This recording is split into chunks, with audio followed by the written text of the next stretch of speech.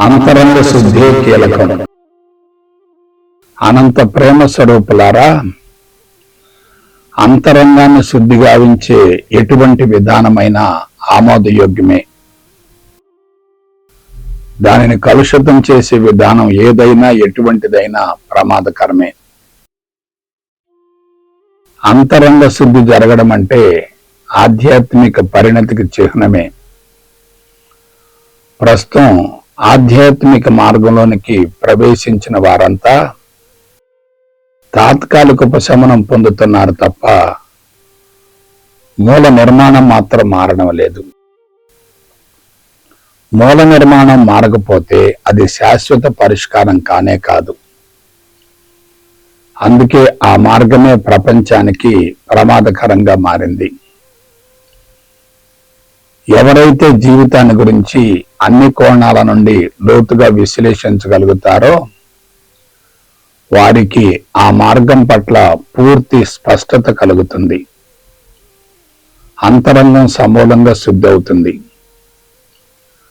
ప్రస్తుతం అటువంటి విధానాలు అందుబాటులో లేనందువలననే అందరూ దశాబ్దాల తరబడి గురువుల చుట్టూ ప్రదక్షిణలు చేస్తున్నారు. గురువులతో భౌతిక సంబంధాన్ని కోరుకుంటున్నారు. జ్ఞానానికి అతిగా ప్రాధాన్యతనివ్వడం లేదు. తమను తాము సంస్కరించుకునే ప్రయత్నం చేయడం లేదు. అందుకే తాత్కాలికంగా ప్రభావితం అవుతున్నారు. కానీ కొంతకాలానికి మామూలు పరిస్థితి ఏర్పడుతుంది.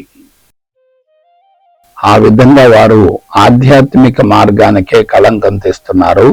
గమనించండి.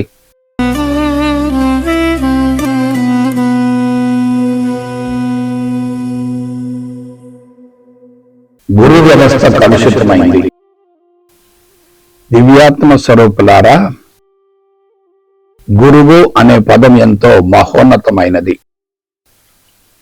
శిష్యునిలో అజ్ఞానం అనే చీకటిని సమూలంగా తొలగించి అతని అంతరంగంలో జ్ఞానజ్యోతిని వెలిగించే వ్యక్తినే గురువు అంటారు. అయితే తన అంతరంగంలో జ్ఞానజ్యోతిని వెలిగించుకున్న వాడే ఇతరులలో జ్యోతిని వెలిగించగలుగుతాడు కదా. తనలో జ్ఞానజ్యోతి వెలగకుండా ఇతరుల జ్యోతులను ఎలా వెలిగిస్తాడు?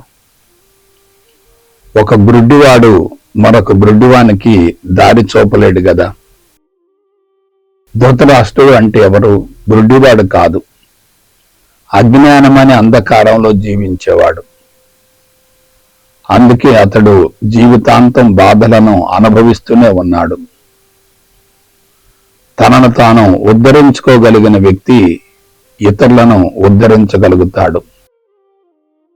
తనను తాను సంస్కరించుకున్న వ్యక్తి ఇతరులను సంస్కరించగలుగుతాడు.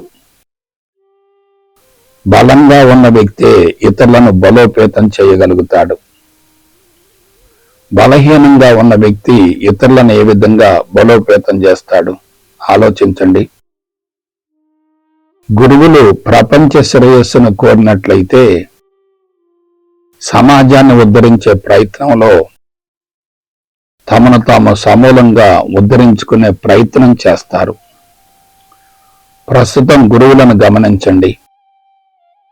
అటువంటి విధానం కనిపించడం లేదు కదా. అందుకే అది ప్రపంచానికి ప్రమాదకరమైంది.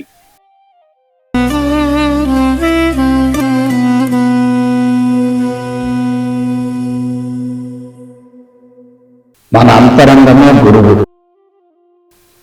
ప్రేమాత్మ స్వరూపులారా, బాహ్య గురువులు శిష్యులను కొంతవరకు మాత్రమే సంస్కరించగలుగుతారు. గురువు యొక్క మార్గదర్శకం తప్పక అవసరమే గాని గురువుతో ఎటువంటి భౌతిక సంబంధాన్ని కోరుకొనకూడదు. గురువే సర్వస్వం అని భావించకూడదు. ఎందుకంటే అసలు శిష్యులైన గురువు మన అంతరంగమే. అంతరంగ స్థితే అంతటా ప్రతిబింబిస్తుంది కదా. అంతరంగంలో ఉన్నదే బాహ్య ప్రపంచంలో గోచరిస్తుంది కదా. అంతరంగంలో లేనిది బాహ్య ప్రపంచంలో కనిపించదు కదా.